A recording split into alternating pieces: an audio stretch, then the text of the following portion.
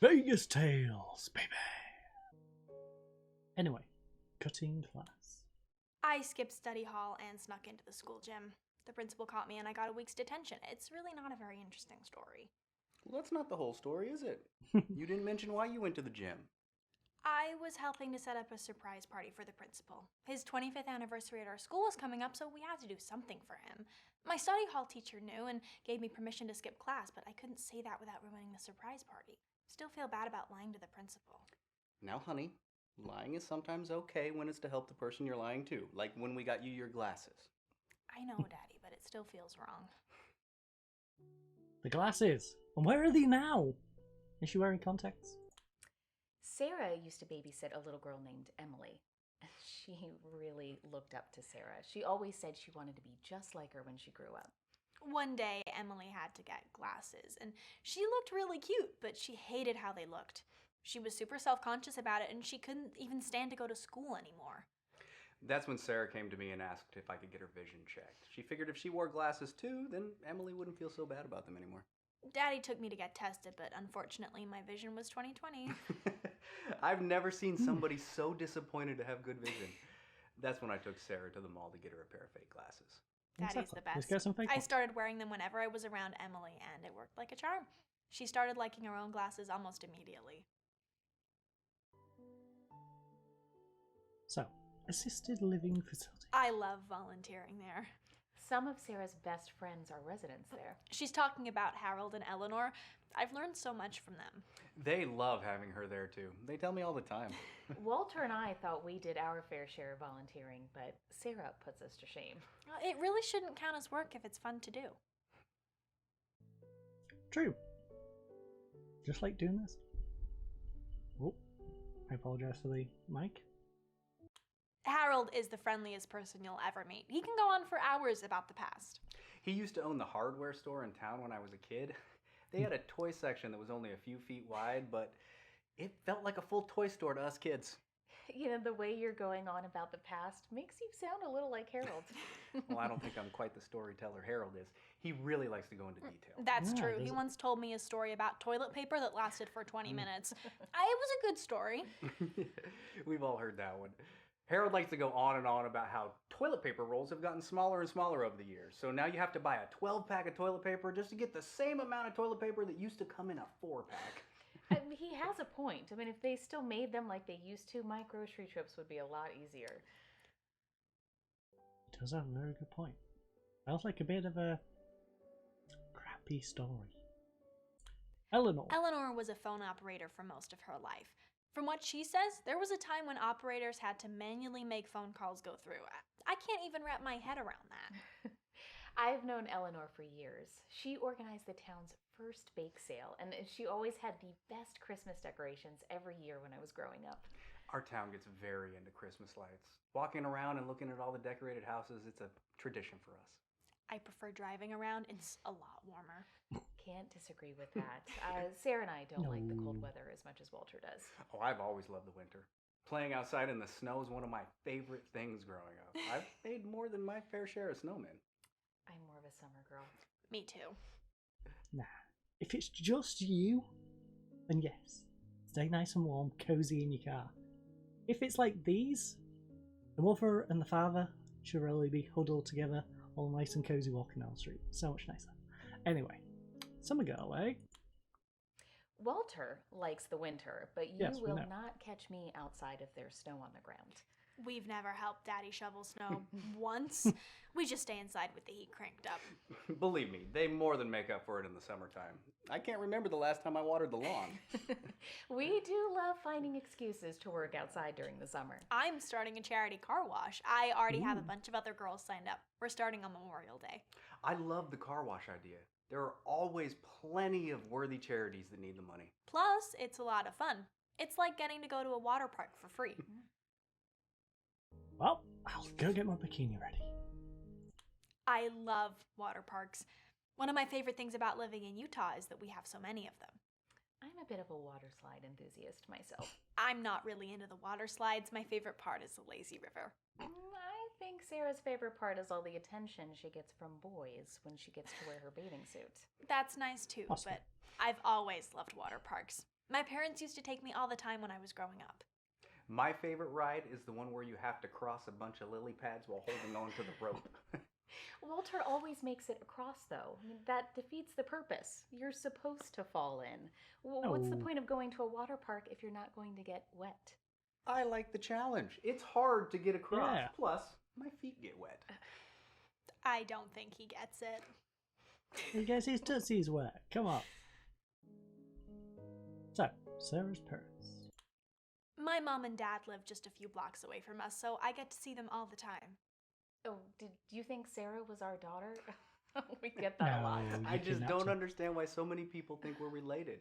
I don't see the resemblance. Yeah, Sara and I aren't related, but we are married to the same daddy.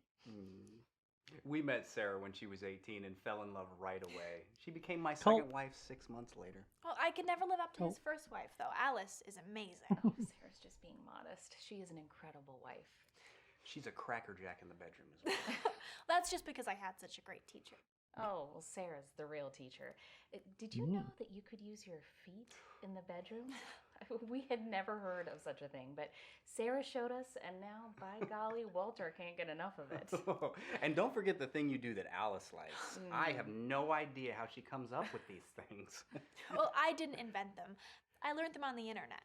Well, the internet doesn't seem that bad.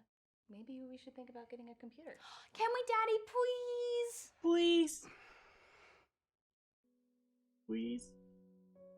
Okay, well, I think it is time to tell Mr. Davenport about Sara isn't Walter's daughter. She's his wife. So is Alice. Well, I did not see that coming. To be fair to you, I only considered Sara was because, reasonable. well, she seemed like such a sweet, wholesome girl. I mean, I had no idea she was married to an older man who already had a wife. she still kind of is. I don't know what to think about that.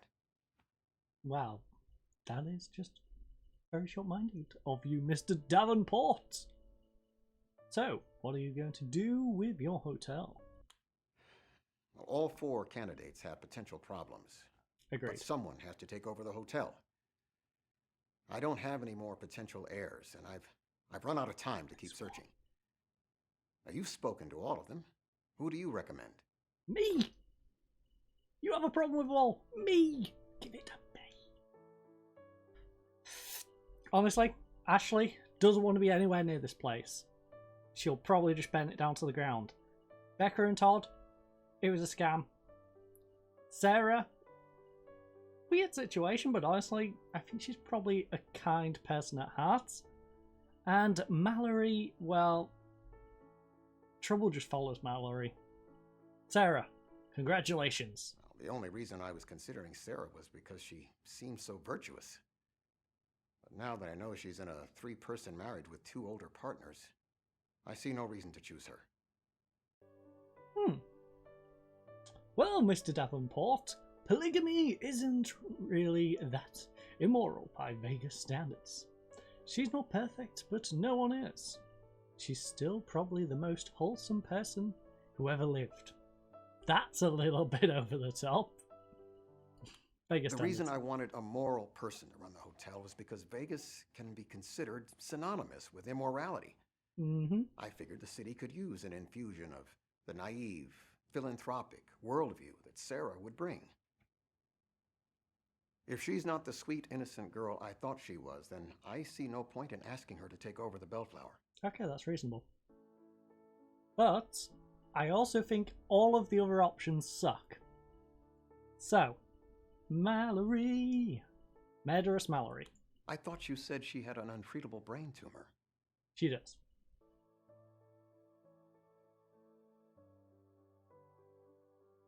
Yeah, she may beat it.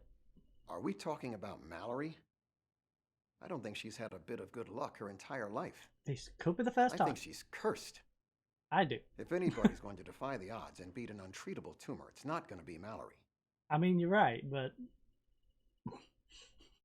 what do you want to do, Mr. Davenport? Well, you should leave it to Ashley. It's either Ashley or Becca and Todd now. Becca and Todd, we know we're doing a scam.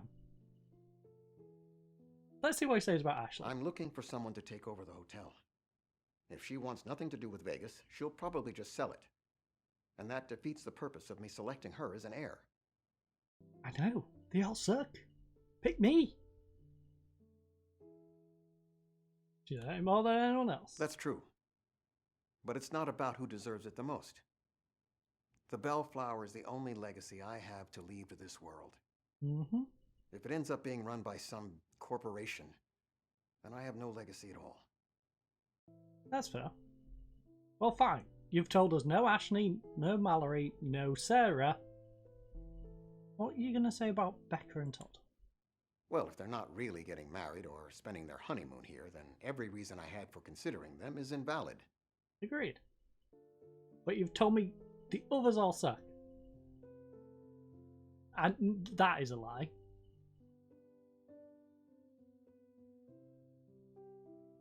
You know what? I'm not going to lie to him. Well, if they're simply the lesser of four evils, then I don't see the point. I need a better option. Me? Give it to me! What do you want me to tell you? Well, the only reason I was considering Let's go back to Sara Sara. is because she seems so virtuous. But now that I know she's in a 3-person marriage with 2 older partners, I see no reason to choose her. Well, you know what? You didn't like my first answer. What about the other option? She's not perfect, but no one is. She's still probably the most wholesome person who ever lived. You make a good point. I may disagree with one of her life choices, but I doubt I could find a more caring person with strong moral values anywhere. Did you know that she spends her Friday nights teaching the homeless how to read? I did. I didn't know that illiteracy was an issue among the homeless, but she's actively doing something about it. Exactly. She's the obvious choice. She is indeed. Would you like to tell her? Yes. You deserve to be the one who breaks the good news. Thanks again for meeting. It's no problem at all. We really enjoyed talking to you. Is there anything else we can do to help you with your book?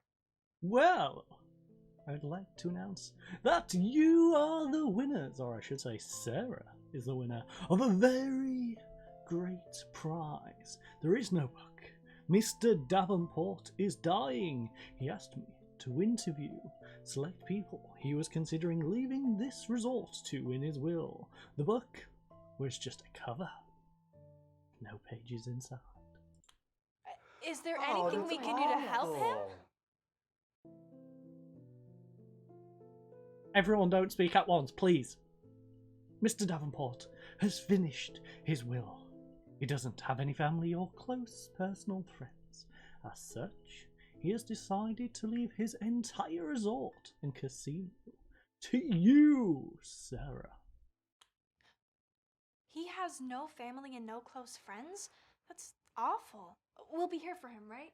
Well, I have to be to work on Tuesday. Why don't you stay here and keep him company, and I'll come back after work on Friday. I'll stay too. The animal shelter and the food bank can get by without me for a while, but someone has to teach my literacy group on Friday. Can you do it? Oh, I can handle that. Why don't you two stay here, and I'll come back next weekend. The more people hear for him, the better. All right. Thanks, Daddy. Where is Mr. Davenport now? Can we see him? Can they? He's here at the hotel in the presidential suite. What do you say we go try to cheer him up? Absolutely. Yeah, let's do it.